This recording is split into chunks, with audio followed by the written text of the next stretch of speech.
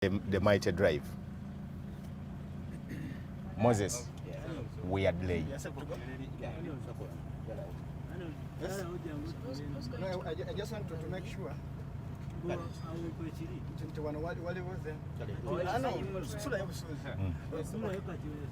Which one?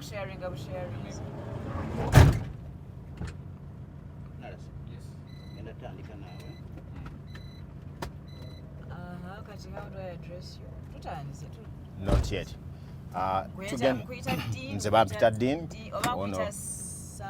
Any of the names Kasago Nagango ni Alan Nalas byonna ly'omuyita. Nalas. Yes, kati topic ze tugenda okwogerako. Yes sir. Kampala erudde ng'eyaayanira omukulembeze ategera ensonga zaabwe. Balonze choices ez'enjawulo naye tezibadde olumu kye bazisuubiramu. So ekibuuzo kibuuza, does Kampala deserve Stella Nyanzi? Kampala esaanidde n'oluzungu. Kampala esaanidde okutwala Stella Nyanzi ng'omubaka waabwe anaategera ensonga zaabwe, oba Stella Nyanzi ali too much okuba omukulembeze wa Kampala? Are we on air, guys?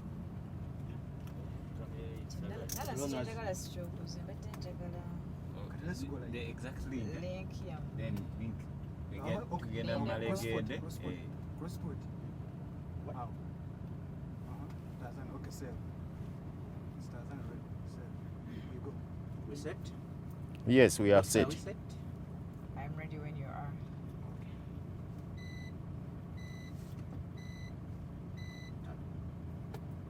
Good morning to you all our viewers watching from Uganda and all over the world. My name is Nala Salanjoli Senoka, and this is Monday the 14th of September. With me in the right, I have my co-host and Dr. Stella. Mwasuze mutya mwenna abatulaba gye muli okusinziira mu Uganda saako n'amawanga gonna agatwetoolodde. Butereeve eno ye The Mighty Drive twatuuse dda era nga tugobye ku mayengo gaffe wamu n'omugenyi waffe omulindirirwa abadde alindiriddwa okulaba nga tugenda kutambula naye olunaku lwaleero, Dr. Stella Nyanzi. Era kamubaweeko mu dakiika ntono nnyo ababuuzeeko n'oluvannyuma twolekere akaasammeeme k'okumanya ensonga z'ekibuga Kampala nga bwe zigenda okuba nga zitambula, anti biseera bya kalulu bye tutambuliramu.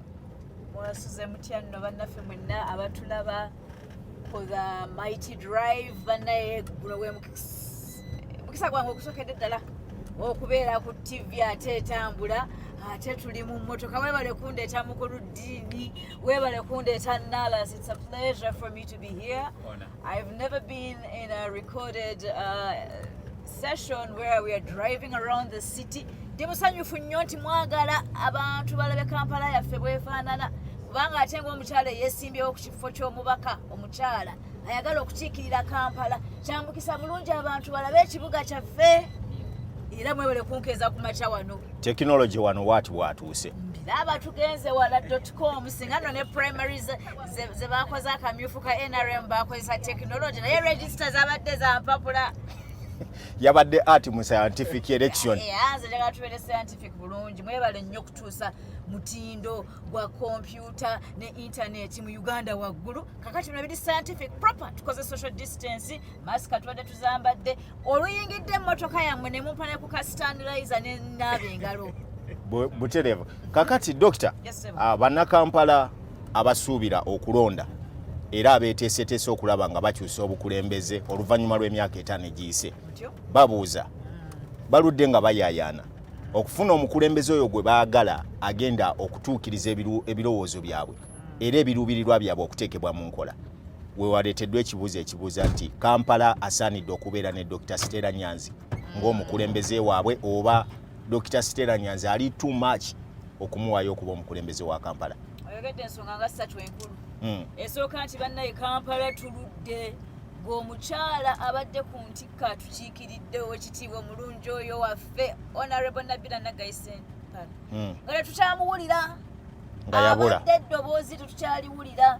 Kino ekisanja ekisembye eky'emyaka 5 ng'eddoboozi lye mu palamenti ate nga lyandibadde livaayo mu kaseera ka covid abadde takyatukiikirira emyaka 10 emabega twamulabanga naye nga tumulaba naye nga tetumuwulira amaze mu bukulembeze buno bw'omubaka w'abakyala w'e Kampala emyaka 15 bye bisanja 3 kano akasembedde ddala kano akagundi tubadde nabira tetukyamuwulira ddala bagala ne bakola ennongoosereza mu mateeka yatogikwatako nempulira munne ow'ekitiibwa Mohamed Nsereko ng'agamba bannaye nabira aliwa jangu bagambe bakwate kuba tebakwatako abakyala b'e Kampala bannakampala bakutumye eki ne tutamanya kye yalonda tuli mu nkola kati ya scientific election waliwo akasolo ke baleeta nga baleesa emisolo egyo excise duty tax bagirongoosezaamu ne baleeta ka social media tax nandyagadde nnyo okumanya nabira yalonda atya naye eddoboozi lye pe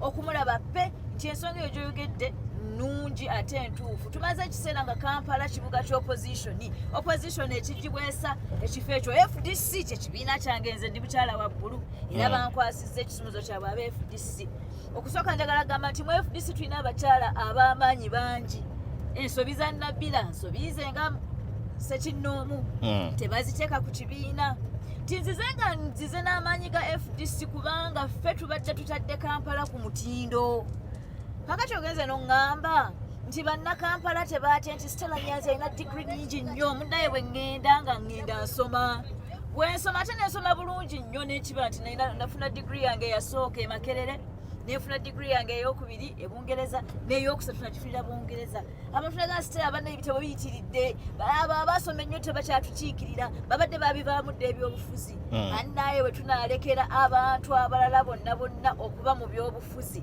fe abasomye ennyo ne tubyewarama ke kacyankala n'akali mu palamenti yaffe kati nti abatuteeseza oluusi ebintu bagako wano kumpi tebalina maaso gali galengera kulaba byafaayo kyetuyita history tebalina bugazi kutunuulira kintu nsengeka yakyo koona zonna kitwandibadde tuyita context omuntu n'ogyetegereza nti n'okukigenda ebuziba okuba analytical olumu tebabiina tikati ze navuddeyo ne nga nti wadde nnina digiri nnyingi bannakampala ensonga zaffe nzimanyi ekyokuba nti tetulina mirimu ze mmaze emyaka 5 munnange eddiini nga gavumenti enyimiriza ku mulimu gwange lwaki lwakwogera mazima ensonga ey'okuba nti nno bakozesa amateeka amakakali amateeka amabi ne batukwata ne bakukwata ti Stella gwe obadde weeyogerera ddembe lyabwe bange constitution ekuwa eddembe ly'okweyogerera ne bakukwata ne bakuteekako agasango ne bakuteeka eruzira ensonga ezo enzimanyi titulina amateeka mu Uganda amateeka amabi nga Computer Misuse Act ate kati nawulidde baleeseyo UCC directive ddiini gw'obimanyi mwabakozesa .com era bagezi batutira ekiteekateeka bagita directive yavudde ku UCC akakiiko akatambuza ebyempuliziganya butugala kutandikanga kuwaayo ensimbi okubeera nga tuli live ku mpewo ze bankwatira Computer Misuse Act bunawandiika bintu eno gye wakasembayo okuva mu komera ze bakasiba okunyiza Museveni nga akozesa kompyuta emirundi 2 guno ne 2017 bankwata 2017 ne baagala okumukebera omutwe nga bakozesa amateeka agaakoleddwa abantu abatukiikirira mu palamenti nti waliwo amateeka already ge tulina mu system ng'amateeka makakali gatunyigiriza kakati ze mumpe akalulu bannakampala ŋŋende nga nteesa ku bintu byempiseemu Kampala gw'ogenda okukiikirira nkulabye ennaku zino obadde mu kaweefube nga oli mu buwunjuwunju eyo onoonya akalulu emyalo girabye amayumba ag'emigoteko ogalabye nga n'emyala gyagala gatwala amazzi enkuba bw'etonnya ebizibu bya Kampala byo bingi byabasookayo toze kikeerezi ebizibu bya Kampala bingi nnyo kyamukisa mubi nti Uganda nsi yaffe singagga ate Kampala yentikko oba ensibuko hotspot ey'amaanyi n'obuyinza ne ensimbi n'emmaali n'ebirungi byonna mu Uganda bitandikira wano ffe capital city kyamukisa mubi nti ate obugagga bwa Uganda bonna wadde tubulina bannayuganda naddala bali mu capital tuli baavu obutale bonna abantu baleeta ebyamaguzi ebirime ne babiteeka mu butale bwaffe Kampala naye nekiba nti tulina abantu abakola business naye nga ssente zaffe tezituyambye lwa misolo mingi oyogedde ku condition ez'okubeeramu tinagenze n'endaba ennyumba ezimu mu kiseera ky'enkuba ng'amazzi gayingirira ddala va ku nnyumba mwe tusula eyo mu godown zaffe waliwo abantu we bakolera tunabadde wano ku zyakede ezakedi tuziraba kuyirira mu musana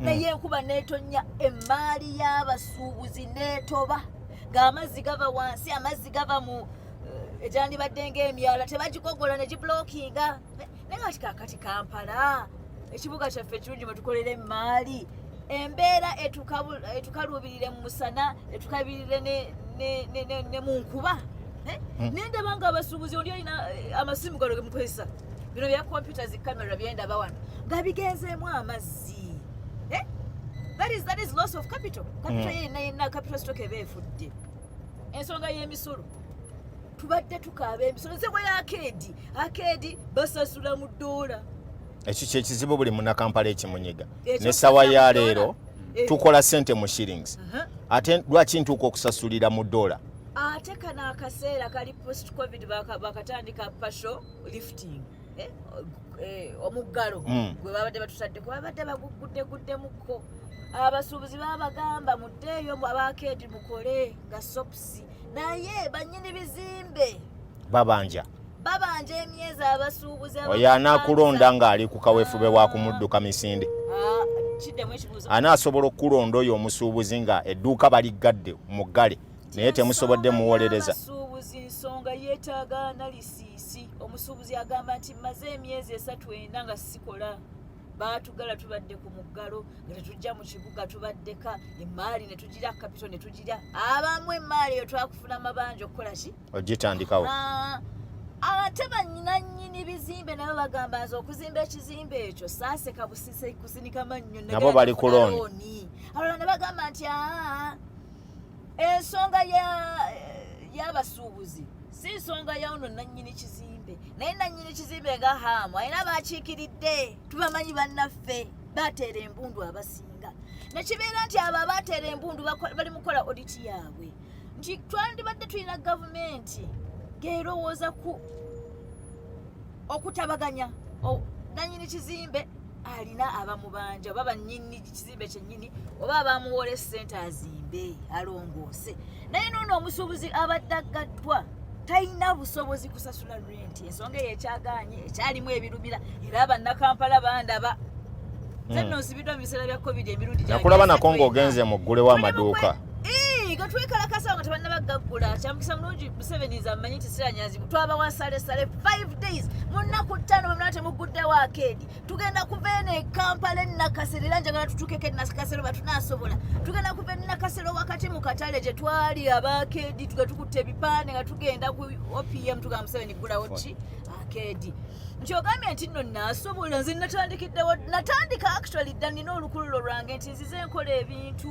nga tuwakanya effugabbi tuwakanya obukulembeze obutalumirirwa bantu bannakampala bantu ba bulijjo bantu ba wansi mu kiseera ky'enjala bamaama ffe tufumbira mu abaami n'abaana si kyekyo ate mu kaseera ka covid ng'ensimbi zibuze tubadde tetulina kitufumba bagenda ne batusuubiza kawunga oba mwabawulira ne batusuubiza ku kijanjalo tugenda bawa emmere mugirete tugigabe bulungi kati ze mbeera eri ku mabbali outskirts za Kampala ku njegoyego bazita njegoyego Nyanzi akagamba ako tuba tuli eyo emmere teriiyo abantu banda banfuluma mu ipisaamu nga bwennyingira bangamba Nyanzi tuwe ku mmere abakyala bansaba ku mmere batusaba ku mmere genjala nzudde nti bannakampala lwakubeera mu bigundi byabwe nabo enjala ebaluma tugamba nti enjala eri muki mu byalo naye ne mu Kampala muno mu city tubalaba kunyirira kwambala amasuuti n'amataayi naye abantu tuli bubi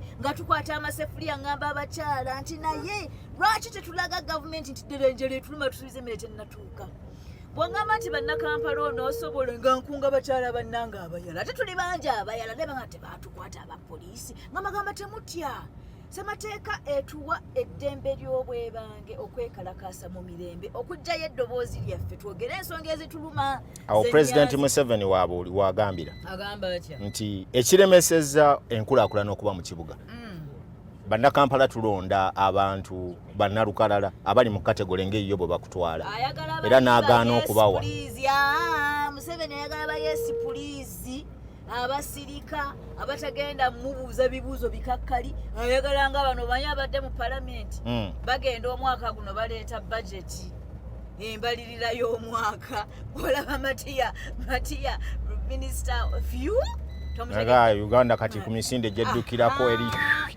misinde nnyo. Owamulaba ng'aleeta budget gye yasomera bannayuganda okumanya batujoze nnyo. Amanyi nti abantu baayagala be babasirika batunule ng'ensobi zigenda mu maaso bazireke.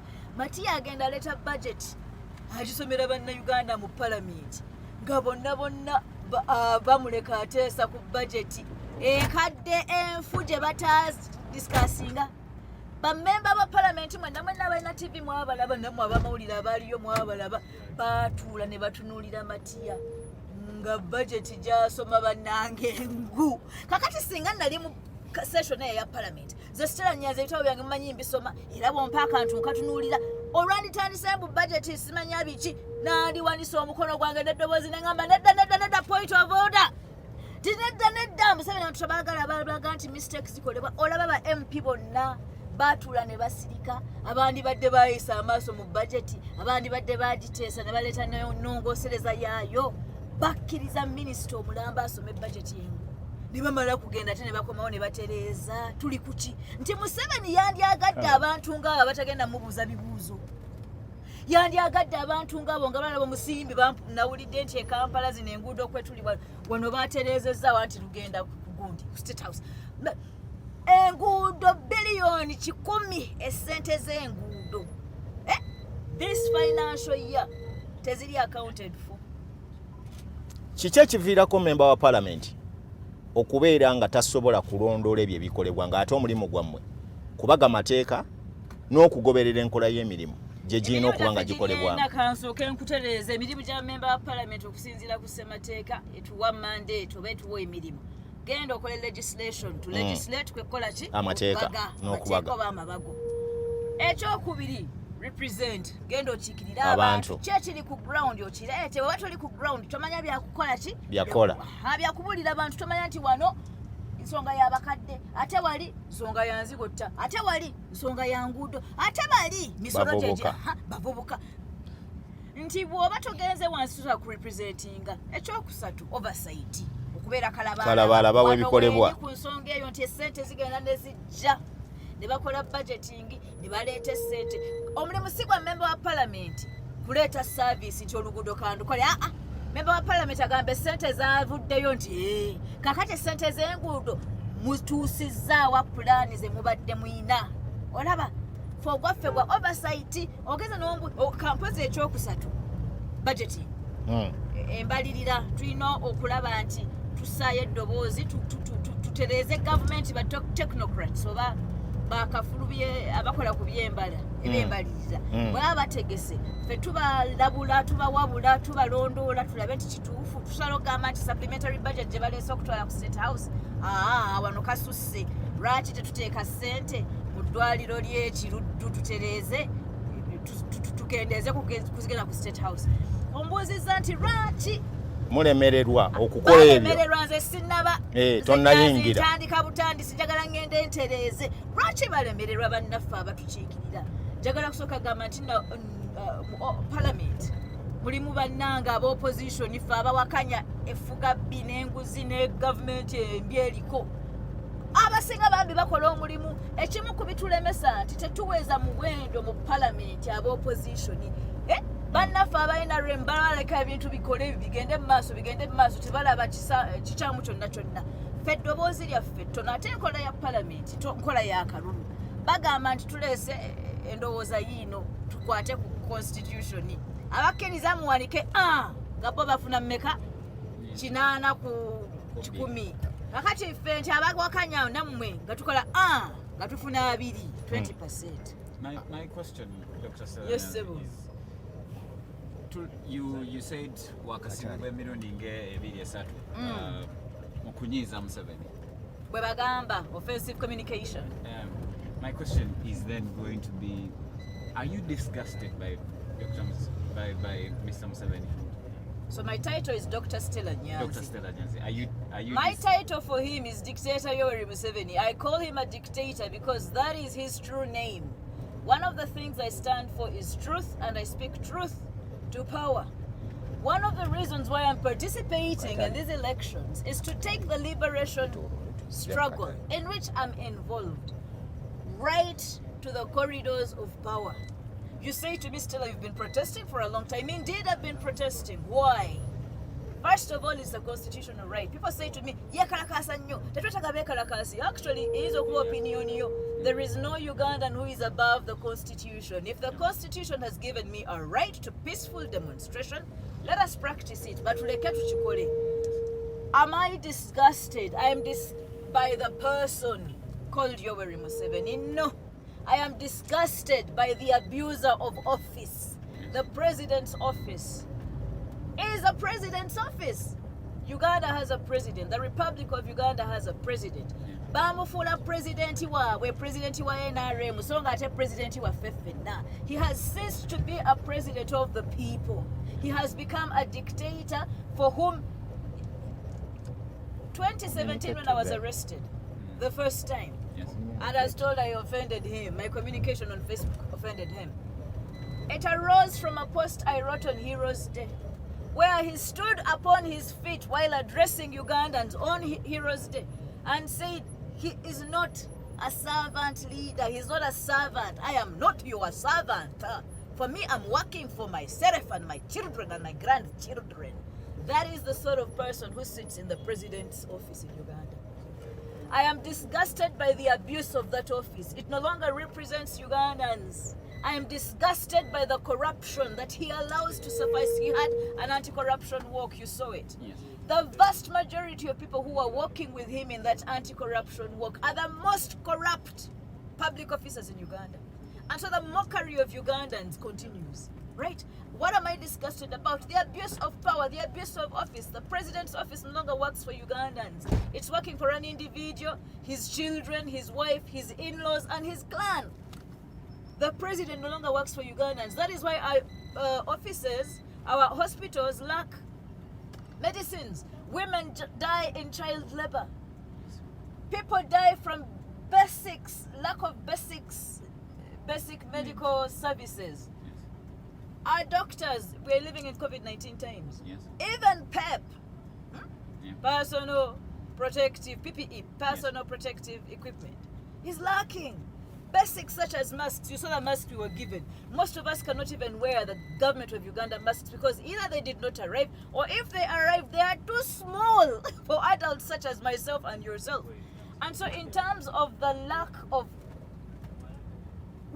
political will, Museveni doesn't care anymore. He doesn't care about Ugandans. That is the source of my disgust, that Ugandans are dying on his watch. Look at our city, look. We are going to Kampala. Look at our city. Look at the ghettos. Look at the roads. And this is the fairer part of Kampala. Museveni doesn't care anymore. My disgust arises from the hunger of people who live in a resource-rich country. My disgust arises from the deaths of Ugandans dying in hospital. My disgust arises from the lack of democracy. We are being stifled. Whoops. The opposition is being gagged. The opposition is being emasculated. The balls of our men in opposition are being cut off. That begs the question. Opposition leaders, when they get to power, when they get to office, I would say, or other people say, citizens say, it goes way past being opposition and they start even opposing themselves as well. I want you to give me an example. Stop speaking in the abstract. The opposition has suffered criticism that is generated from regime apologists. A lot of the criticism they levy against us has no basis within reality. So give me one example of an opposition leader who failed to work because their focus was totally on just opposing other opposition members. Give me one example and then we'll proceed. Because I don't agree with you. Well, we have quite It a is few, possible to criticize the failings of others.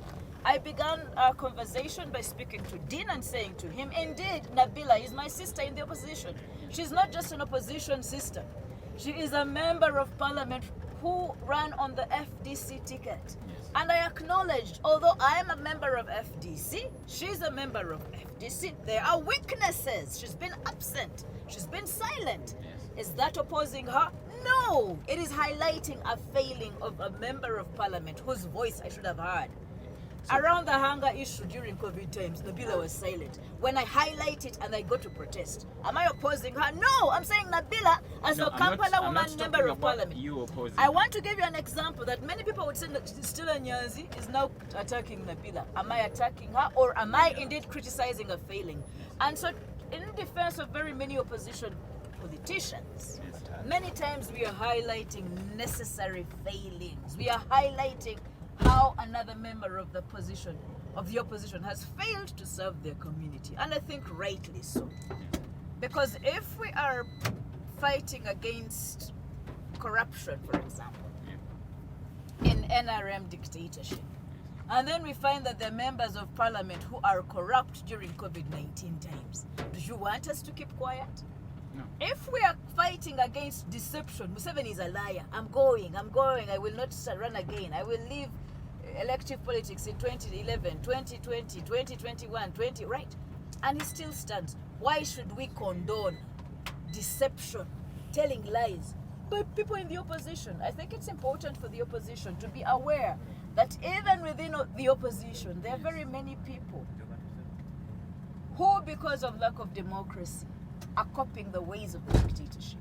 Yes. Do you get me? Yes. And I think that to criticize, to highlight the failings of our own in the opposition is important for the struggle. Yes. If the dictatorship is being criticized for corruption, and we find a corrupt member of parliament in my party, I'm going to say to you, stop! I will highlight it, I will expose you, and hopefully we shall be able to rectify the situation so that we are cautiously refusing to replace dictators with other dictators, to replace a corrupt dictatorship with corrupt liberators. That is what happened. That in 1986, I celebrated Yoweri Museveni. I thought he was a freedom fighter coming to what? To power, to take over Uganda, to liberate us. 30 years later, he is worse than all the dictators who came before him put together. He's worse than Idi Amin, Lutwa, Obote, Tito Okello put together. So we don't want to replace the dictatorship with other dictators from the opposition.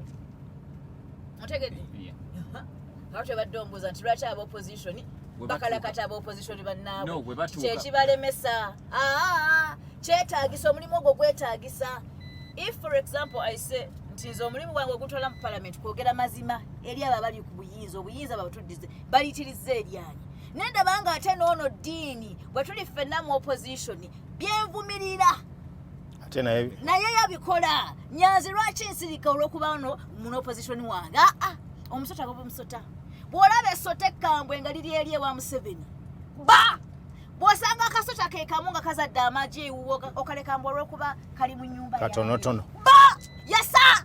Okay? Nti I think the moral decay in society Yes. has gone from the head of the fish, and it has come even to us who think we are scales on the outside, criticizing those who are on the inside.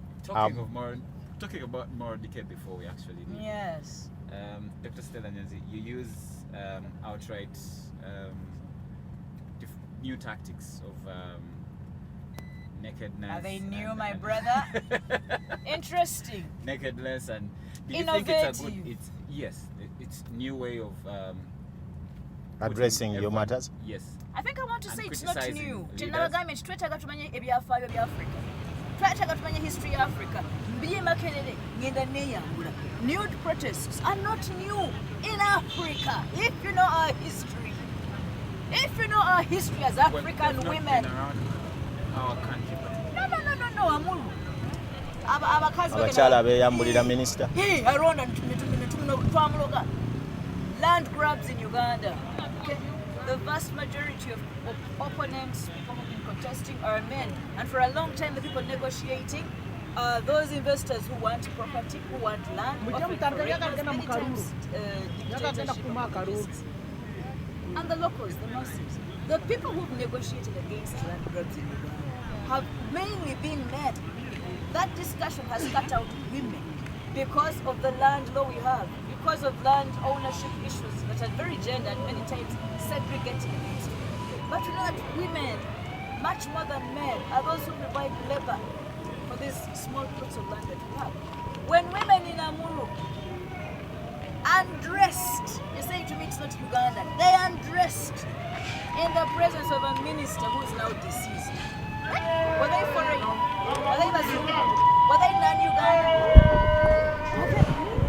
Go to Kenya. It's an African. So I'm trying to, it's very Ugandan, it's timely, it's not new. Go to Kenya. Awo wenyini wenjagala nkubuulize nga tetunnagenda mu kuwummulamu. Tusuubire Dr. Stella Nyanzi ayingidde Parliament. Waliwo ensonga egaanye okwatagana obulungi. Agyeko olugoye alusudde wali. Atuusizza okwemulugunya kwe. Yebaleko. Ono ayagala okwogerako naffe. Agenda okuggyayo enkola ewakanya No. Tulina Stella Nyanzi muri Yovaani. Sobola omubuuzaayo ebibuuzo. abasajja bangi Ebibaluma mwe ng'abakyala. bandirwanirira ettaka. Mwe Yovaani mwali omwo munda. Tuli mu palamenti yaffe wano gy'otuuze. Palamenti tugenda kuteesa obeera n'ekiso kideclaringa tokijjaayo batuleetedde abasajja bali special forces command bambadde baggyemu ebibuye byabwe ebyokulwana bambadde obususu babujje mu kitoolo bakutte mukwano gwange nagenda nzanimulaba nga palamenti bagifudde eddwaniro olaba bagamba nakweyambuliddeko mutabani wange ewandi bamutoowa Ogenda yisa mu bwangu bwange ebibuuzo byo kimu bibiri effugabbi eriri mu Uganda eryanya eringi eriri mu Uganda bakuggyako ekyobintu bwe neeyambula emaketi nga nina contract yange empereddwa gavumenti ya Uganda kuweereza bannayuganda maketi mukiri naye ate contract yange omusajja avuddeyo okuba musajja agamba nti Nyanzi sojja kubeera researcher ngenda okusomesa bamugamba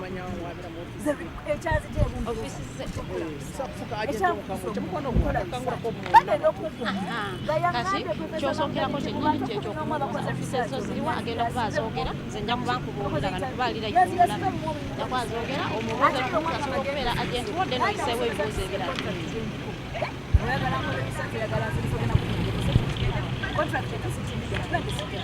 mwanya kubanga amateeka neno nebifuga contract yange ebimanyi afande orikiriya abasajja abaani badde banfaako abakulembera yunivasite afande anfulumya ofiisi ndi mukyala ndi munaalongo nzaala katone wasa n'ekigongo Chapa mkuu kalisimbo mmada banfulumya mu ofiisi nga ninga atalina bitabo ninga ataasoma bwe neeyambula makerere n'etuuka nsiro negamba kyekirima n'abasajja abandi badde banene bwa kyekirima kiri nakyusa enkola olaba nti ne mu high court omusango gwe mutwala mu kooti yokka ezikutumye ku kooti y'e Makerere eyali egambye nti Nyanzi bamuze ku bulungi bamukuze bamuwe ne ssente ze nga Makerere ganya okuwuliriza ne high court egamba Nyanzi kaine kastarenta takujja mwamutudukunyane mumuprovoking okukola bye yakola bamusiba yasenga kalamu kyetakomanga kumukamu mukola ya democracy ebintu bye wakakadron atana kufuna ebizibu atana kumisiba shopping magula ukamocha asitoma wakagula kwenye mabati ya fandigeya yabalagirako kwagala tukuba efuddo balitandise bwagala tukuba nanti nsooka noona ate muzeeyinzi ate wano eno okay, we have to redeem Uganda. We cannot operate normally when an abnormal dictator is taking us abnormally.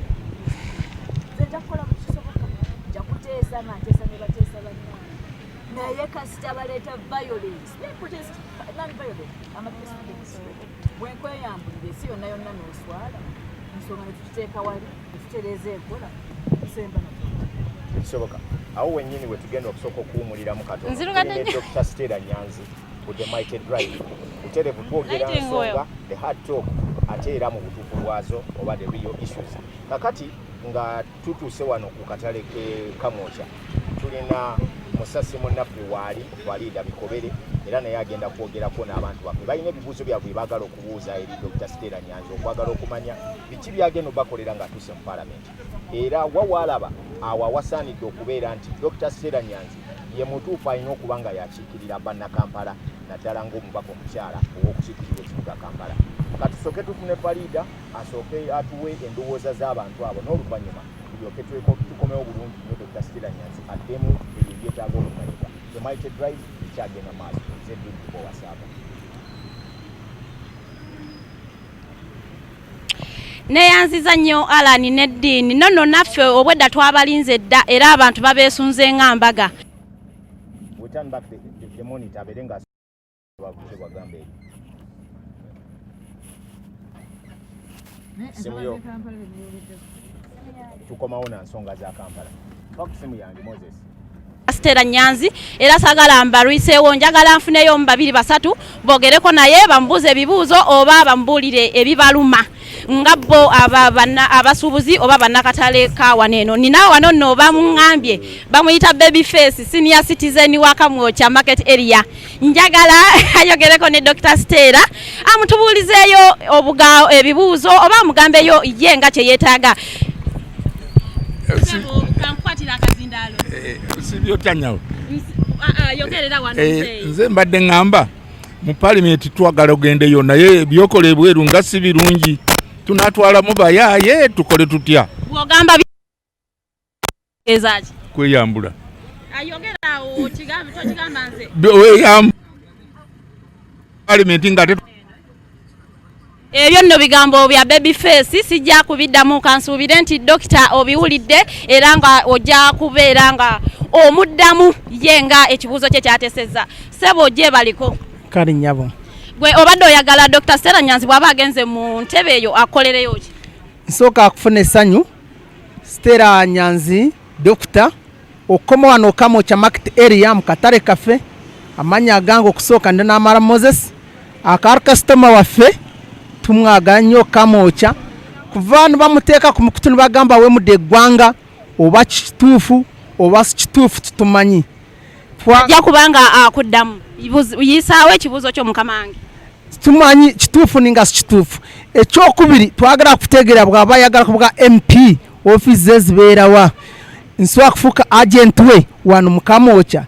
Ekyokusatu ekibuuzo kyange kituufu oyagala kwesimba kweteeka likwikiriza omuntu akava mu prison? Oyagala kwesimbawo etteeka likukkiriza gwe owankava eluzira kye kibadde ekibuuzo kye ekisembayo naye nga saagala mbalwiseewo njagala mbazzeeyo ewali munnange Alan Nedin Stella abeere nga atuddamu ebibuuzo ebyo naye nga nsigadde nze Farida Bikobere ku lwa TMC The Alternative Digital tukyagendera ddala mu maaso ne programu yaffe The Mighty Drive. Sigalako tweyongera mu maaso. Ebirowoozo by'abantu ebyo tubiwulidde era buli omu byabadde atunnyonnyola obadde obiwulira. Butereevu bannakampala obawulidde babuuza okkirizibwa okuddamu okwesimbawo nga waakava mu kkomera saako n'ebirala byonna byebabuuzizza nga bwe tubadde tubiwuliriza. Butereevu katubeere nga ate tufuna Dr. Stella Nyanzi abeere nga addamu ebibuuzo ebyo bye bamubuuza era nga The Mighty Drive tuli Kamwokya kakati we tukyapaakinzeeko okusobola okwogerako ne bannaffe era nga bwe mubadde mubawulira buli omu Farida Bikobere abaddewo bulungi nnyo ng'abakwasaganya. Kakati ate katusooke tufune Dr. Stella Nyanzi abeeko byaddamu ku ebyo ebibuuzo ebimubuuziddwa saako n'okwongera okumenyaamenya ensonga z'abannakampala ezibanyiga. Neyanziza nnyo Farida munaye nkutumidde nnyo bannakamwokya mwenna mbasiima olw'ebibuuzo ate mbaagadde nnyo kubanga ate mu amazima gammwe galinga gange nti mugakubawo nga bwe gali. Kakati omwami agenze n'agamba nti ye amanyi nti nakava luzira mu kkomera era kituufu banta mu guno omwaka mu mwezi gw'okubiri n'agamba nti gwe baakata okuva eruzira okkirizibwa okwesimbawo mu kalulu okwetaba mu kalulu. Weebale nnyo ssebe ekibuuzo ekyo ate kirungi nnyo kubanga gondaze nti ebyamateeka obimanyi. Amateeka agafuga abasibe n'amateeka agafuga abantu abali basaliddwako omusango ne gubasingisa n'amateeka agafuga akalulu okwetaba mu bululu bwa Uganda gonna galina okuba nti tugatunuulira ne tugakenneenya. Kati era kyenakola kyamukisa mulungi nti bwe mbanja eruzira nga bamaze okunsingisa n'okunsalira omusango ogwo nekibeera nti twateekayo okusaba mu kkooti enkulu era nga ntandise okukola ekibonerezo kyange bansalira emyezi 18 nga bagamba nti nanyiizizza nawandiisa ebintu ku mutimbagano nenyiiza Yoweri Museveni ne bansalira emyezi 18 neteekayo okusaba nga ngamba nti ekkooti yasaliridde ekkooti Yoweri Museveni yagiwa ebiragiro n'omulamuzi n'amuwa ebiragiro by'alina okukola ne tuteekayo okusaba mu kkooti enkulu n'entanga egambye nti Stella Nyanzi baamuwaayiriza ensala y'omusango teyali ya bwenkanya baatyoboola eddembe lye ery'obwebange ng'ali mu kkooti okumala emyezi 15 era nali nkozeeko ekibonerezo nga mbulayo ennaku 2 omulamuzi n'anta nekibeera nti nafuna teyanta lwakuba yansaasira yanta kubanga omusango gwe bansingisa yagamba nti baamuwaayiriza n'ensala y'omusango n'empuliriza y'omusango baatyoboola eddembe lye ery'obwebange for example baagaana abajulizi bange okujja baagaana obujulizi obwange okuleetebwa nalina abajulizi 20 bonna ne bagaanibwa okukola ki okujja mu kkooti ng'omujulizi gwe nali nsoose okuyita zinali nsoose kuyita Yoweri Museveni tiwabagamba nti namunyiiza ajje mu kkooti atulage engeri gye namunyiiza ajje mu kkooti aŋŋambe nti bwe mba namugamba singa maama we teyamuzaala nga kituufu tulina enguzi teyandibaddewo singa teyazaalibwa nti nali nnimba n'olwekyo okugenda okwetaba mu kalulu nga balooya bange bamaze okufuna ebbaluwa ekakasiddwa omulamuzi wa kkooti enkulu ti Stella Nyanzi omusango gwe baamusingisa n'okumusiba eruzira emyezi 15 baali bamuwaayiriza Uganda yasobya kye baba bandiyirira miliyoni 12 ne bandiyirira miliyoni 5 nga baŋŋaanya okufuluma kwabala bagamba nti baba bakusibidde munda mu nsi yo tosobola kwetaba mu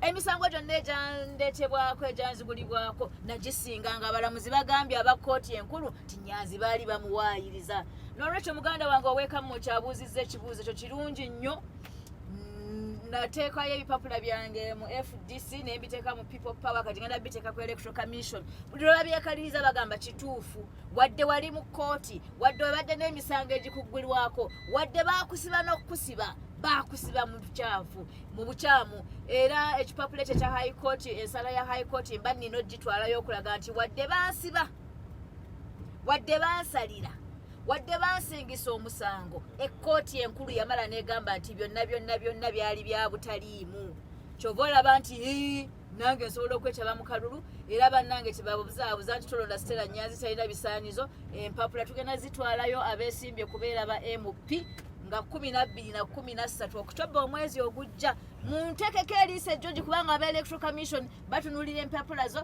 ne bakugamba nti oyiseemu oba nti tojja kusobola kuyitamu.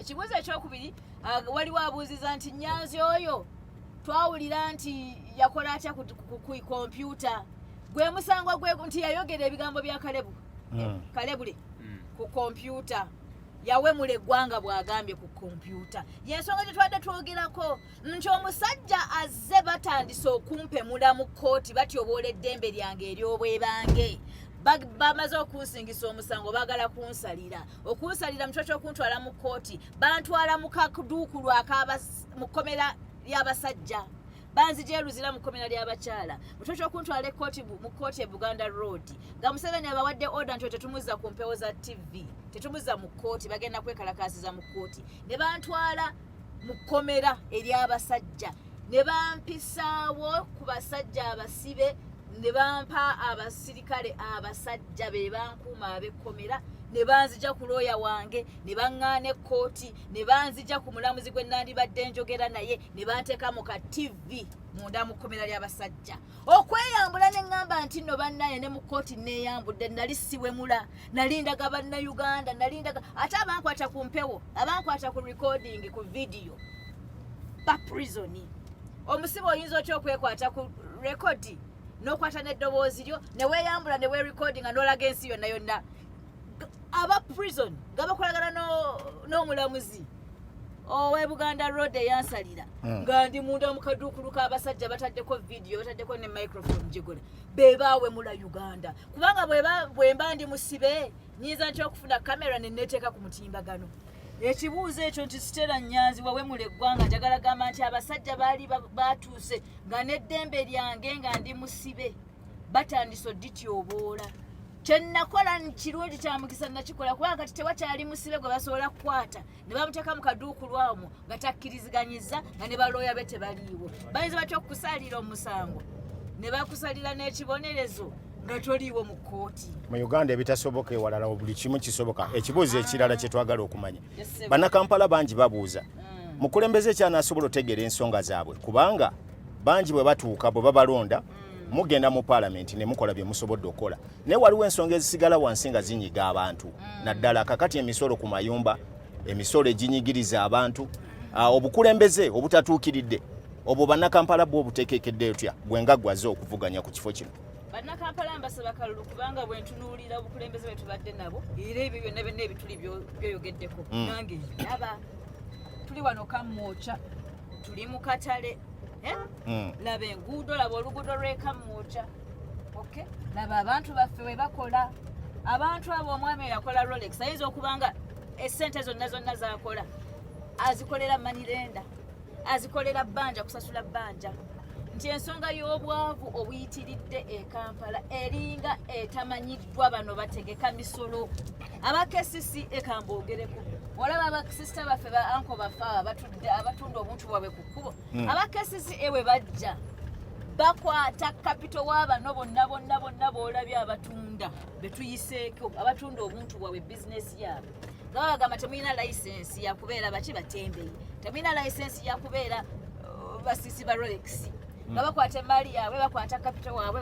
babiteeka kuki ku pikapu zaabwe babakwata babatwala ku KCCA hall. KCCA simbi eyina ebyakoze naye te KCCA eyina ba KCCA law enforcement officers olaba muwogoyo gwe tuyitako gwe basiika nti omusajja wa KCCA omusirikale gwe bayita law enforcement ajja kujja mukwata muwogoyo alina capital ayinza okuba mitwalo 2 basabe gwe bakutte nnyini muwogo olwokuba talina layisensi emitwalo 15 okuwona okutwalibwako omusango mu KCCA hall.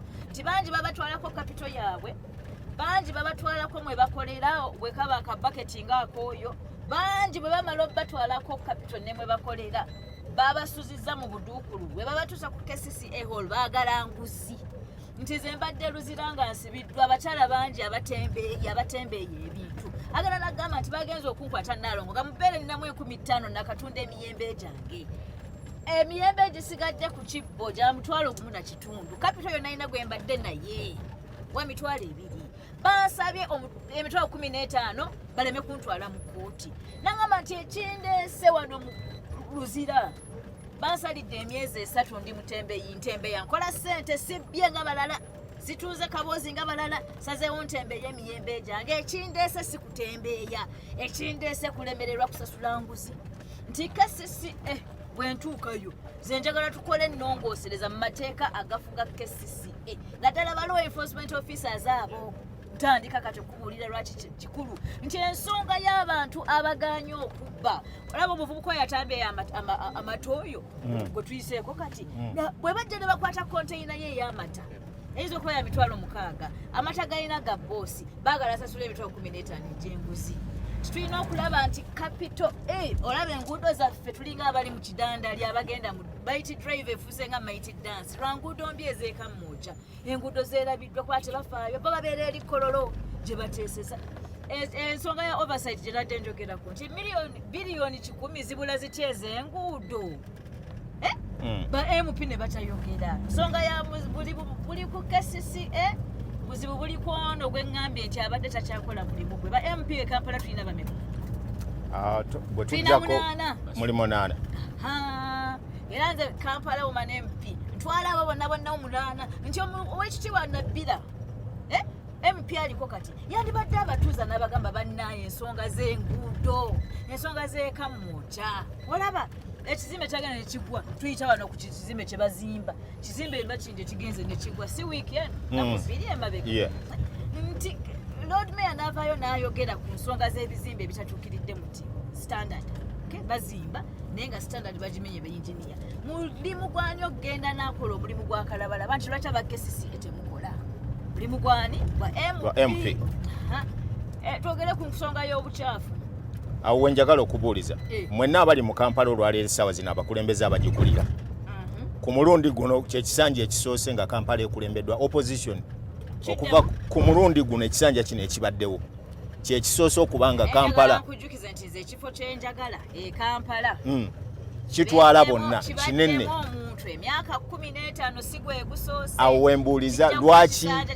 tebakwatagana okutunuulira ensonga ezo nga zonna muzikwatira wamu kuba mwenna muli opposition ababaddewo bakulemberawo okuva ku road mayor bakansala saako ne ba MP bonna baliva ku ludda lw'opposition ku luno NRM tebaddemu lwaki ebintu tebitambudde ng'abantu bwe babisuubira ekisooka kyekyo kye nayogedde bakutyogerako kati nti nno ekifo kyange kati nze nga woman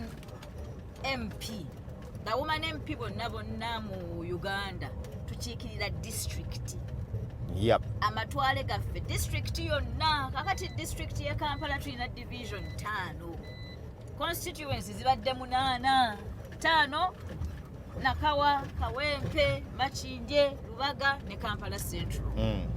Ezibu za kutulibwamu nga Kawempe North ne South. Ga Machindye East ne West. Ne Lubaga.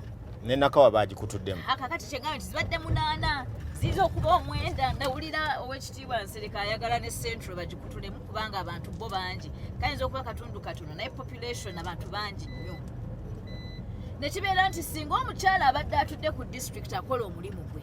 Engeri gyakwasaganya bano bonna aba divisions endala 5 kyandibadde nti ffe tuleeta unity mu district n'abakyala ba MP naye office kulira akolera Toronto akolera Canada bwe tumala okumuwa ekisanja ng'alinnya ennyonyi swi ng'avaawo kyekisooka kyendaba ng'ekizibu ky'omuntu ayandibadde unifier abadde office takyagikolamu ekyokubiri ogambye tuli opposition Dino ono yagenze n'agamba nti why is the opposition seemingly divided? Tuli opposition naye tuva mu bibiina bya njawulo.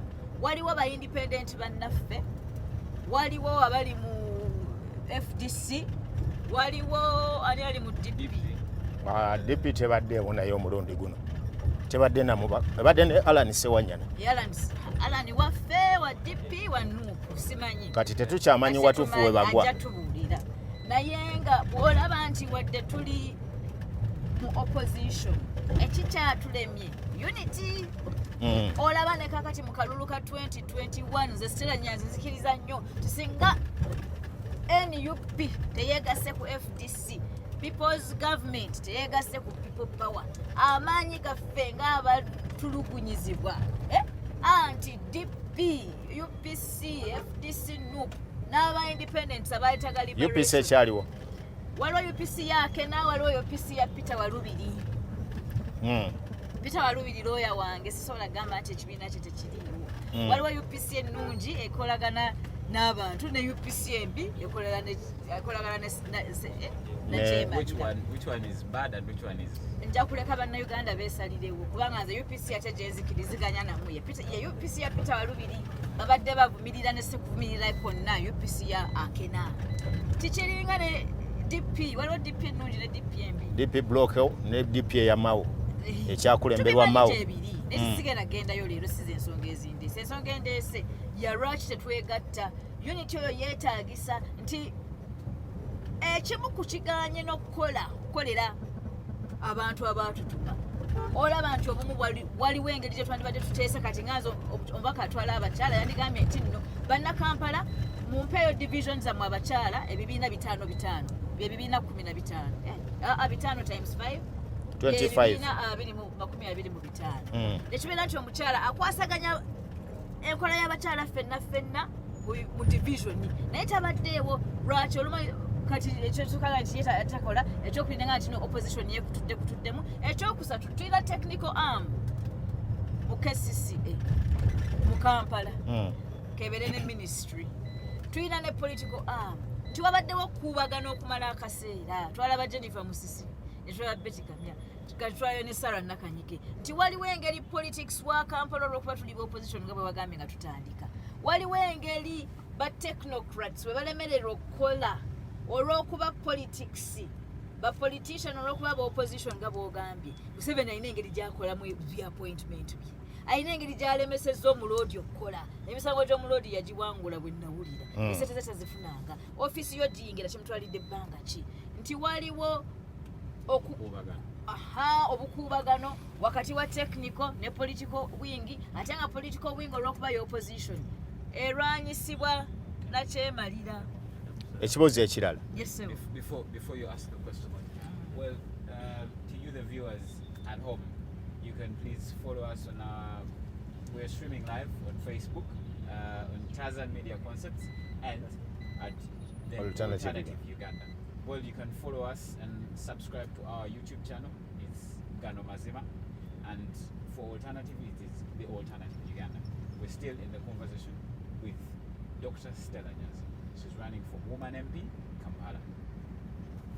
Awo wennyini wenjagala okubuuliza ekibuuzo ekirala nga tuva okwanjula eri bannaffe abongera okutugoberera era nga tuli live ku mitimbagano gyaffe era osobola n'okugoberera Dr. Stella Nyanzi naye yennyini ali live ku Facebook ye n'obeera ng'ofuna bulungi ensonga nga bwe zitambula. Bannaffe abali mu Kampala wano mu kiseera kino we tuli tukyaliko mu kalipagano ak'owano Wandegeya ku bitaala. Tulinda bwe bituta ate tweyongereyo. Tuli mu kwasa nsonga za kibuga Kampala okulaba biki ebinyiga bannakampala abo abakulembeze abajagala okwesimbawo ku lwa Kampala bategera ensonga zaabwe. Dr. Stella Nyanzi obwedda mumuwulira annyonnyola ye mukyala ate eryantama bw'omubuuza ekibuuzo bwakuwa ansa yaakyo bw'ojjanga weemotyamotya ye ate agikuwa mu busimbalala bwayo naawe n'okitegeera. Dr.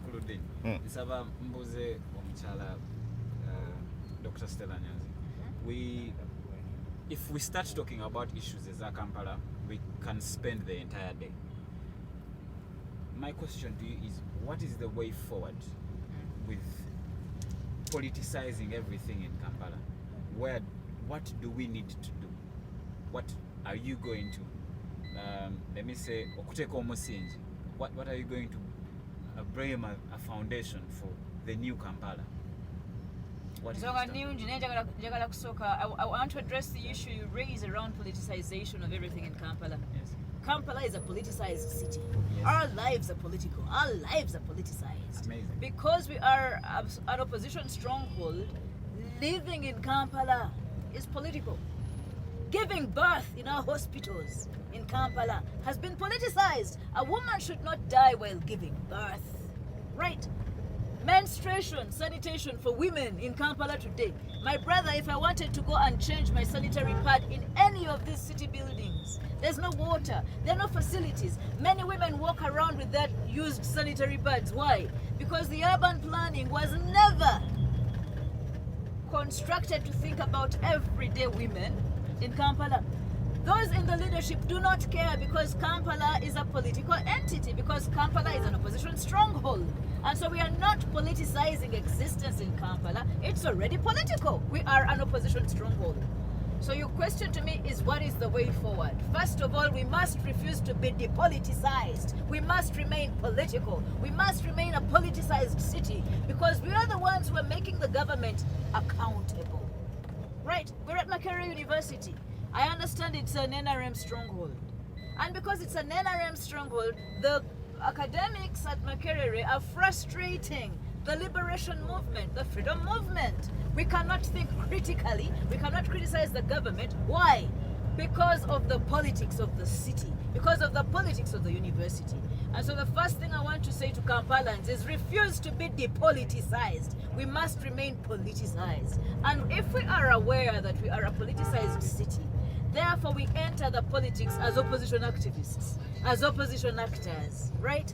And that is why for me I'm saying, first of all, vote for Stella Nyanzi, because I'm going to go on the opposition card, representing issues of women, not as a person who's depoliticized. I'll be fighting for the rights to health, rights to menstrual hygiene and health, rights to safe reproductive health, safe motherhood and childhood programs. We have a number of public hospitals, Chirudu, Kawempe, and reproductive health services have been provided. However, because of poverty, a lot of our mothers cannot travel. Okay? Women still die on the way to a reproductive health center. Right? When we get to Kawempe, for example, I know there is you can't get anything if you're a poor woman, even Panado. Ne Panado, wogende Chirudu leero. Nedagala bali bayate. Ate taliriyo. Okay? Liberate ya sente bali tukuza naye nga gyeriri naye n'okubeera teririiyo nti tukyabulamu okumanya nti ekibuga kyaffe kibuga ky'abantu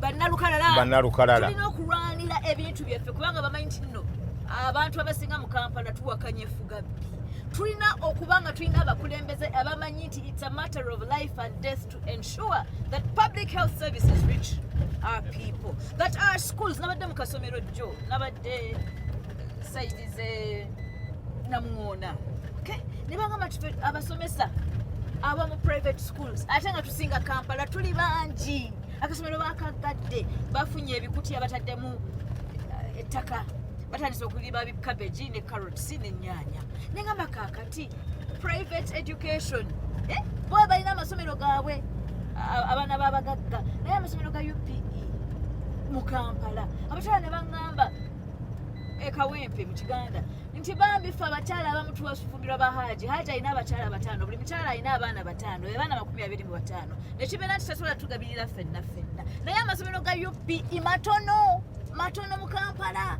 agasinga ga private ensonga y'abasomesa ba private schools giri leso etwala Kampala yonna Uganda yonna naye nga amasomero agasinga gali Kampala naye ensonga ya UPE abantu abavuni baganda naffe mutube kuki ku busomero waliwo ensonga z'obutale bagala ne bajjawo obutale open market ne bakola obutale obwa kalina obwa nusu bulaaya abasuubuzi bangi bali wabweru w'obutale buno kuba tebasobola kupangisa midaala munda ate bapangisa emidaala munda tebasobola services zaazo temuli toilet temuli parking temuli ngeri yakweyambisa wano tutuuse Kisekka tuli ku katale kewa Kisekka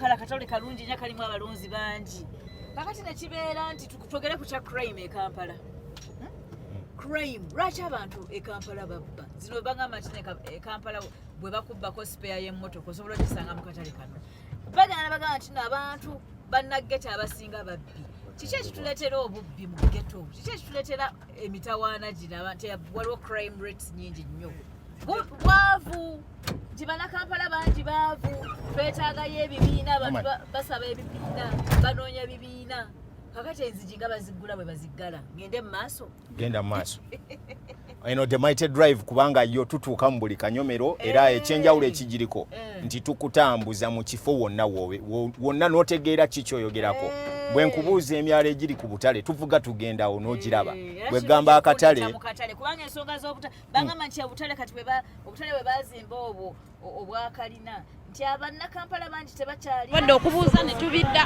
n'abiddamu wali ojja kuba weeraba ku kibuyo bwoba olina smartphone osobola okutapinga in ojja kuba weeraba ng'ayogera ng'akuddamu ekibuuzo kyo terina kibuuzo kyatagenda kuddamu ali mu studio tasobola fuluma mu studio nga program tenakuba tasobola fuluma mu studio nga program tenakuba Moze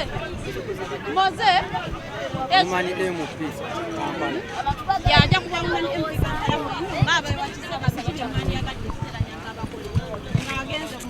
mu ntebe ya member of parliament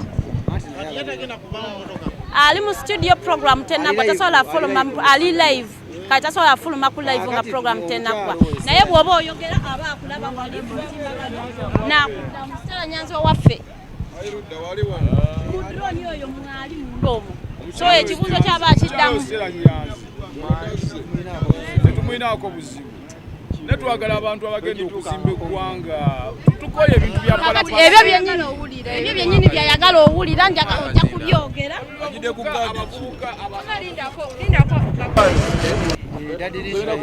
Dadirich soka olinde bamala otuconnectinga ojja kuba omubuuza ekibuuzo kyo ng'ali live ali ku FDC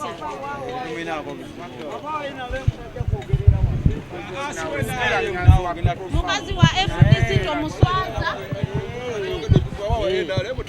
aba wenale mutayogerera wano singa wenale musinga yagenze dda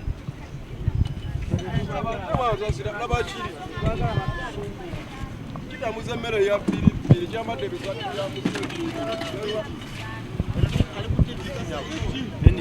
abakwate eri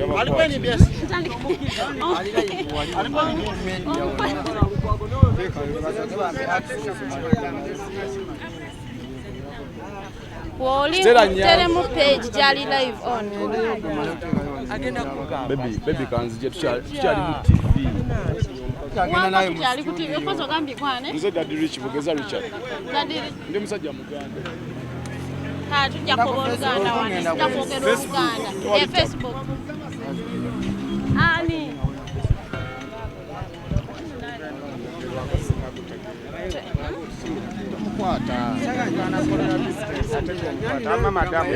Daddy Rich beera onja kutambula tulina omubaka Stella Nyanzi omweyo drone eparkinze ajja kubwa Woman MP Kampala kye tubadde twagala mwenga abeewa Kiseeka biki bye mwagala Stella Nyanzi abakolere ng'agenze mu ntebe mulina by'ebibuuzo bye mwagala Stella Nyanzi abaddemu nga mubadde temufunanga mwaganya bimubuuza like twekekana akakisa okayiseewo omubuuza ekibuuzo kyo akikuddemu oyogera akulaba ali live mu studio awo buli kimu kiri set era bwe muteekako akazindalo ye mwalina baakulaba ekibuuzo ky'abantu Butereevu Dr. Stella Nyanzi nze mpagira mu wagire sinzira ku struggle zonna zazayitamu sokodde wano awali Daddy Rich Jangu wano mukulu wange jangu wano. ananga bagenda okwogerako nange tudde wano awali Daddy Rich kati nyala kuba ku Facebook wali nga mulaba teeka munanka Gwe kino kyadde allo. simanyi Stella Nyanzi. nanti olina oteekamu nanka nikweragira Yo muteyo kubanga twagala kunywa caayi. Ozi agala tugulira ku caayi.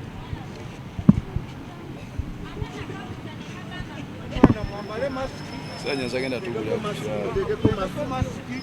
abalina masiki bannaye twambale Ate masiki wogera ng'oladdeko masiki obyogera oba obiwulira. ogera kijjako ng'oyogera ssebo Mbadde. Kabata owulira. Twagala mufuuke ba dikiteeta.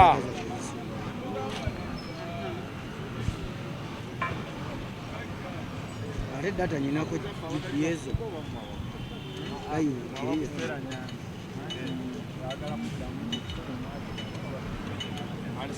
eyo ali live naye ng'eyo Batugoba toyagaliza muganda muno ogenda kwagaliza ani. tingiro nagende alabe live omwana ate bangambye Oyambeko awo.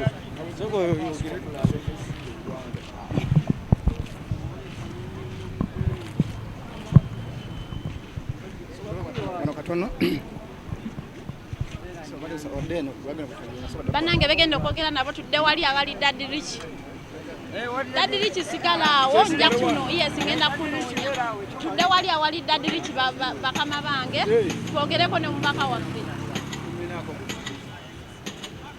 mwali mu drone wali mwali ali mu studio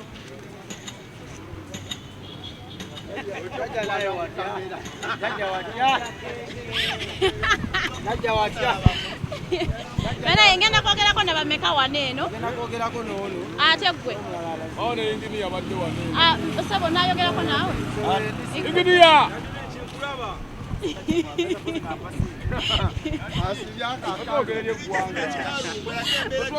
Twogerera eggwanga.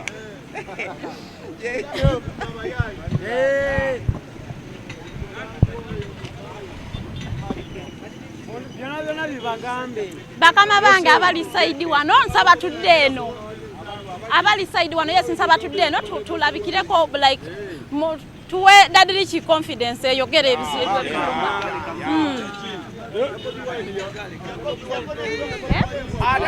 Leka nete kugira.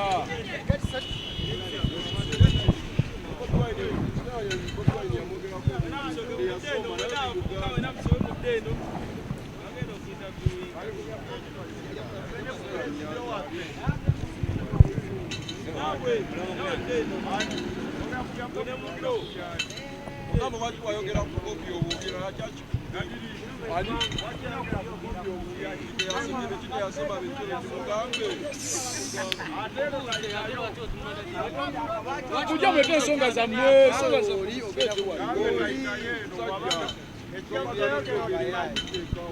Aliwa parking. Wasoloza parking.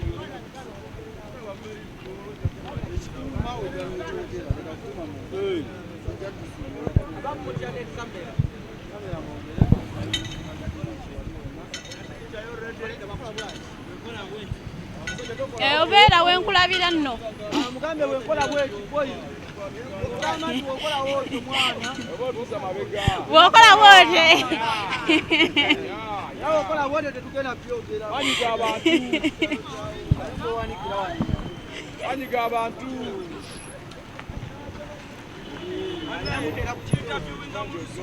Mu Luganda ssebo. Olulimi tusobola okwogera.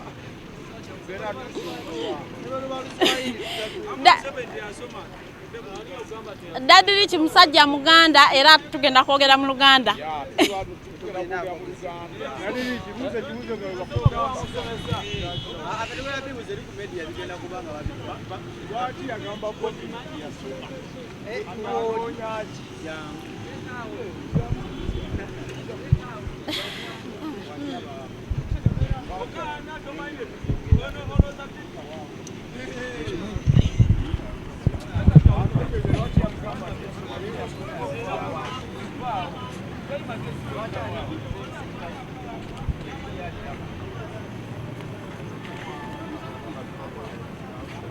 Hali bintu bya media bisooka kuyita mu process.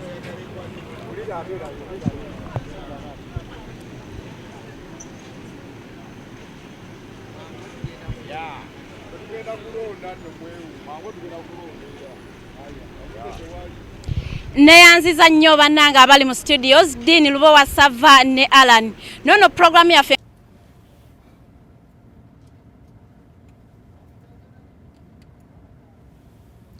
tufune sound ye yabeere nga awuliriza byamubuuza.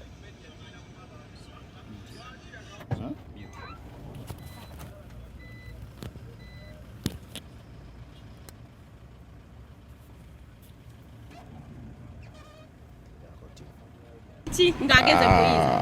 Omukyalo oyo tumwebaziza okujja kubwa Women MP. Yesebo. Naye ensonga enkulu abavubuka abato kuba gwe musingi ogusookebwako. Asooka ayambe abawala bangi nnyo bali muno abasinga tubalaba bannyinaffe beetaaga emirimu beetaaga obbakwata ku mikono basome. Ogenda n'otunula abaana bali muno abasinga batunda bucaayi baweereza butogo naye mutuufu tebafunyeeko okukola ki. Tulaga abaana baffe abawala baganda baffe bakwate kati se baterewo ebibiina ebiba bajja ensente bezimbe baleme kutunda bucaayi bokka naye bateeko ne bizinesi zikola ki. N'abaana abalenzi abaterewo ensako zaabwe zibeere nga ziri makubo matuufu. Tuleme kwegokako nti ate oli agenze najja eri ssente ate zinawe zituukidde ate baziridde. Naye nga ffe abavubuka basookerwako ate ffe tugenda okuzimba eggwanga lino ebiseera by'omu maaso byonna birayinza emikono gyaffe. Yemmama kyekyo. Tweyanziza ssebo kanfuneyo n'omulala. Ssebo gye baleko. Kale nnyabo. Amanya nze Tibaga. Tibaga tulina Stella Nyanzi mu studios zaffe kati gwenga gwe weewa Kiseka omuntu wa wansi wandyagadde Stella akukolere ki ng'agenze mu Buyinza. Mukazi w'amaanyi nnyo. Mbadde nsaba oyogereko nnyo. Mukazi w'amaanyi nnyo Stella Nyanzi olw'ensonga nti kyeyavaayo n'alaga abakyala nti mukazi mugumu nnyo nze kyemumanyiiko nnyo neera tujja muwagira. Mukazi w'amaanyi nnyo ddala era kye bamwagalako nti mukazi mugumu era alaze abaana abawala nti temulina kwefeebya. Ndowooza zaabwe si zange naye nga amanya gange nze Farida Bikobere ku lwa TMC the Alternative Digital. Tukyagendera ddala mu maaso ne programu yaffe eya Mighty Drive naye nga COVID gyali bannaffe bannawa Kiseka tunaabe engalo twambale ne masiki twekuume abantu bafa. Kambazeeyo mu studio ewali bannange Alan ne Dean.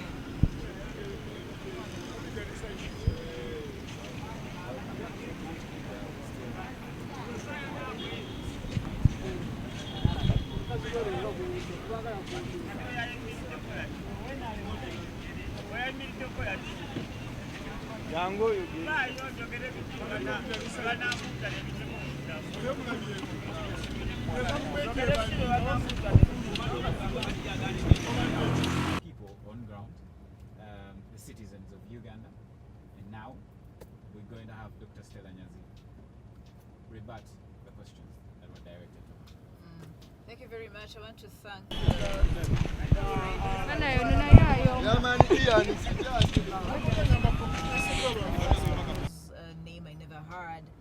I think both of them raise important issues around youths and unemployment.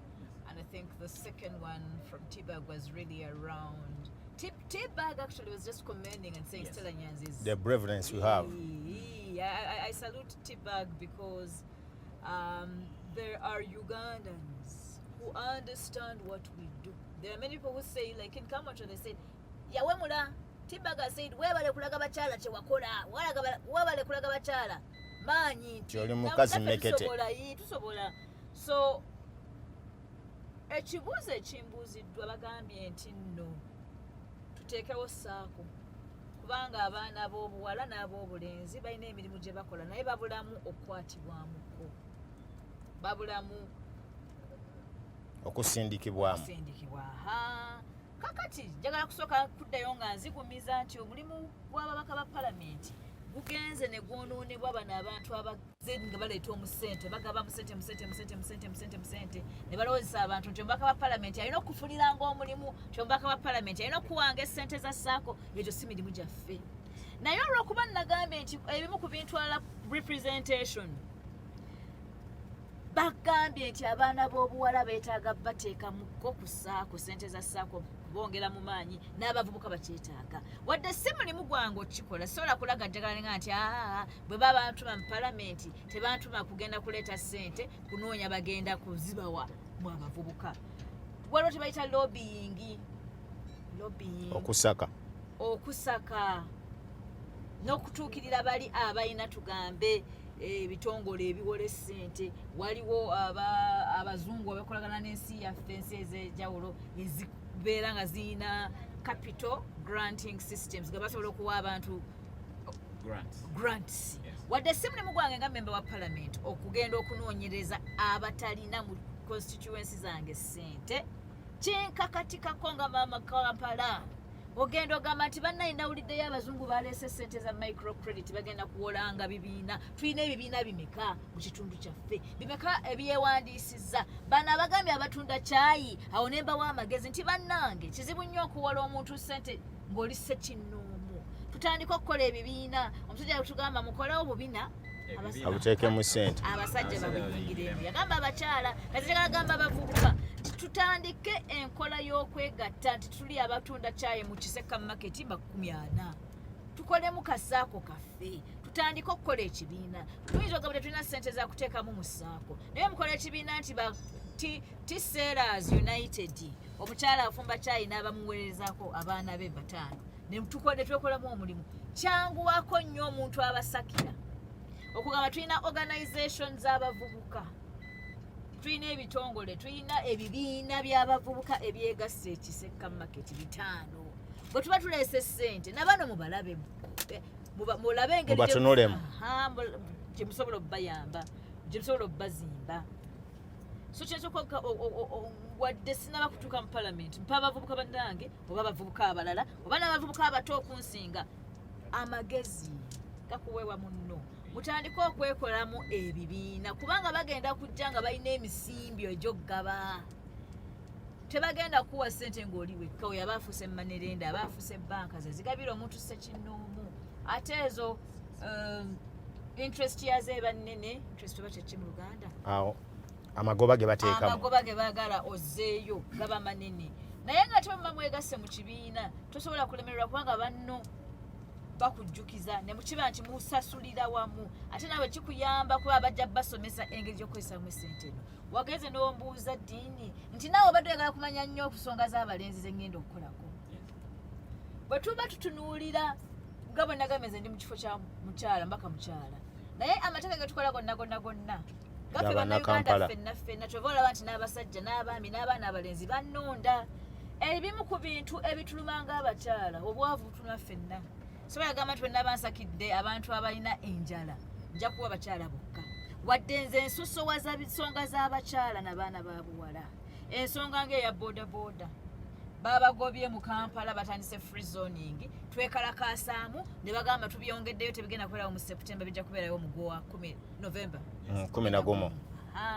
Bwe baleeta free zones kiba kitegeeza nti nange agamba nti batuwe entambula. Manyi nti abakyala bangi bakozesa bodaboda ogenda gye bakola. Manyi nti bwe mba njagala genda Kampala abagaga bannaffe Kampala International njagala biri mu bifo bye batagala ba boda kubeera naye ate nkimanyi nti abasinga olwa traffic jam tulina traffic congestion mu Kampala olwa traffic jam bangi nituva mu masuuti gaffe tuva mu byetwambadde tula ku boda motoka tusipaaka ntula ku boda so ensonga ya boda free zones kyekimu ku bintu byenjagala okutunuulira ensonga ya kedi si nsonga y'abakyala bokka ensonga y'emisolo si nsonga y'abakyala yokka ensonga y'amalwaliro mukyala wo bw'aba tazadde bulungi naawe omwami jakuba tosobola kubeerawo nti waliwo ebintu bye tugamba nti omukyala yakivunaanyizibwa naye nga bitugatta kubanga society ekolebwa bakazi ekolebwa basajja n'ennyumba ebeera ya mukyala ennyumba ziba zaffe kisinziira waliwo abasajja abagamba nti ennyumba amaka gaba maka right so my priority okusosowazaakwo nsonga z'abakyala kubanga abantu bangi batwerabidde amaanyi gange essira lyange obuyigirize bwange expertise yange nsinga kukolagana n'abakyala na nsonga z'abakyala abaana ab'obuwala naye nga bwe mba mbikola mmanyi nti bw'oyamba omukyala oyamba n'abalala bangi abasajja abamubeera around sigamba nti abaana balenzi mbeerabidde naye nze nsigala ku mulamwa guli okugamba nti abaana b'obuwala beerabiddwa nnyo twetaagamu eddoboozi ekkambwe ng'eryange erijjukiza Uganda erijjukiza abatusakira erijjukiza abakutte ensimbi z'eggwanga nti ensonga z'abaana abawala n'abakyala zandibadde zikolebwako nga tufundikira olunaku lwaleero njagala okubategeeza nti eno ebadde the mighty drive era nga Dr. Stella Nyanzi yayingidde mu byafaayo bya Uganda okuba nti yasoose okubeera ng'akyazibwa ku show eno ng'ennaku z'omwezi 14 Septemba abadde Monday. Kino kigenda kusigala mu byafaayo byaffe awatali kuvaawo okuba nti yasoose okwanjula programu eno era n'agiteeka eri bannayuganda. Mubadde balabi balungi mwenna abatugoberedde okuva yonna gye mubadde era nga ensonga za Kampala tuziwulidde. Kakati omulimu ogusigadde gwammwe abalina okumulonda bwe muba muzitegedde bulungi mumusindike mu paalamenti abeere ng'akiikirira ebyo byagamba nti bye biruma bannayuganda. Siagala kusukkawo wano kamba kwase Alan tulabike nga tufundikira naye nga tubeebaza nnyo mwenna ababedde nga mutugoberera ku mikutu gyaffe gyonna musigale nga mukyatulaba the mighty drive tukyagenda mu maaso. Well, ladies and gentlemen at home watching from Uganda and around the world, you've had the words from Dr. Stella Nyanzi. She wrote a book, Corrections, while she was in prison, with 158 poems in it. And if I could quote just one line that makes very much sense is, we cannot win any struggle if we can't spell right in our daily lives. If we don't separate the right from the wrong and follow the right, we will be doomed. Over the weekend, it's been circulating a photograph of Kanyamunyu. You all of you know Kanyamunyu. The picture depicts him kneeling down in front of the family of the late Akena, asking for forgiveness. Some may see it as a stunt, but let us be human and remember that asking for forgiveness is something we need to have in our lives. A sorry takes us very many places. It gets a smile from a person who was even mad at you or even angry at you. So ladies and gentlemen, let us look into our hearts, follow the right. When we go wrong, let us say sorry. That was my inspiration and my take. Katuwe Dr. Stella Nyanzi asiibule ku bannakampala era tukwebaziza okubanga otuwadde obudde twakunonye matulutulu nojja okusobola okutuusa ensonga z'abannakampala. Weebale kubeera naffe era tusaba osiibule bannakampala. Mighty Drive. Mwebale kumpa mukisa kujja kawuwo ku programu nje baagaliza byerungi byerere tuli season ya bantu kwagala kutuukirira balonzi baabwe. Mwebale kundeeta dini alani webale quoting poetry wange ebyokulunza tulina bingi ne poetry kyakulwanyisa. It's special that you have read a line from my book. Bannakampala mwenna njagala bajjukiza nti amanya gange ze Stella Nyanzi nesimbye ku kifo ky'omubaka omukyala akiikirira Kampala. Bannaye Kampala tumuyise twogeddeyo ensonga zino naziri ndi mukisa mulungi okuba nti nze nzijja akawuuwo ku Mighty Drive. Banyambye nenkola kakuyege nga nvuga mu kitundu kino era olufuluma wano ngenda kulamusa ku bannakampala Wakiseka market. Tuli mu kaseera ka kunoonya bululu bannange obululu buleme twawula nesibye ku kyabakyala ku kike kya FDC mwena aba NRM mu mpaaka lwa aba DP mu mpaaka lwa aba NUP mu mpaaka lwa aba UPC mu mpaaka lwa aba Independent mu mpaaka lwa namwe aba FDC mu mpaaka lulu kwolwo olunaku tulonda president tulonda n'abakyala abagenda okukiikirira district ez'enjawulo mundabiranga ddala neeyanziza neeyanzeege. The Mighty Drive.